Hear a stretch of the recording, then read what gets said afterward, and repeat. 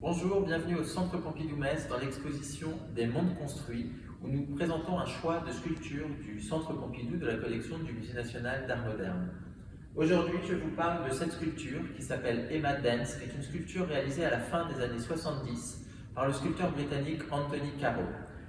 Aujourd'hui, quand on regarde une œuvre comme celle-ci, elle peut nous paraître finalement assez simple, mais il faut bien se remettre dans le contexte de sa création pour réaliser à quel point c'est une forme absolument révolutionnaire dans l'histoire de la sculpture. Anthony Caro va décider, à la suite de Picasso, à la suite de Julio González, d'utiliser des matériaux métalliques qu'il va trouver, qui viennent de l'industrie, qui sont des plaques de métal, qui sont des morceaux de tôle, des tubes en fer, et il va les souder, il va les assembler, presque à la manière de petits mécanos parfois, et il va unifier ces formes par une peinture, une couleur qu'il vient mettre sur cette sculpture.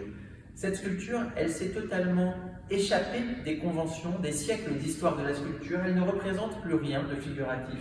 C'est le début de la sculpture proprement abstraite. C'est une sculpture qui a aussi mis de côté l'idée d'un socle. Elle est posée directement, comme vous le voyez, sur le sol ici. On ne sait pas très bien où est l'avant, l'arrière. C'est une sculpture autour de laquelle il faut tourner. Elle est tourbillonnante. Et cette sculpture proprement abstraite, qui n'a plus de socle, qui n'a plus de figure, qui ne représente plus, elle est en même temps d'une grande légèreté.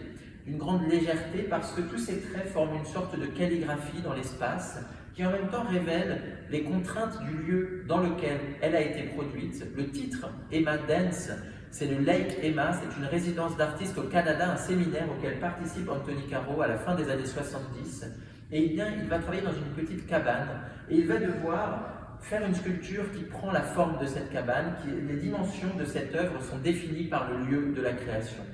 Tout ça forme aujourd'hui une œuvre qui est vraiment un des jalons importants dans l'histoire de la sculpture du XXe siècle. C'est le début de l'abstraction pure, d'une sculpture qui ne va plus se référer finalement directement au monde tel qu'il est autour de nous, mais qui va beaucoup plus se référer à ce qu'est une sculpture, à la définition même de ce que peut être une forme en 3 dimensions dans l'espace.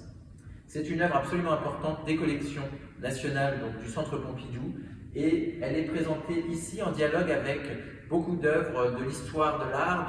À la fois, juste à côté, il y a La femme à la corbeille de Julio González, dont on vous a déjà parlé, qui est véritablement un jalon, aussi une étape qui a permis ensuite à Anthony Caro de faire ça. Et plus loin dans l'exposition, on peut découvrir par exemple une œuvre de Barry Flanagan, qui est un élève d'Anthony Caro. On voit ainsi les filiations et comment la sculpture s'est développée aussi à travers diverses expériences tout au long du XXe siècle.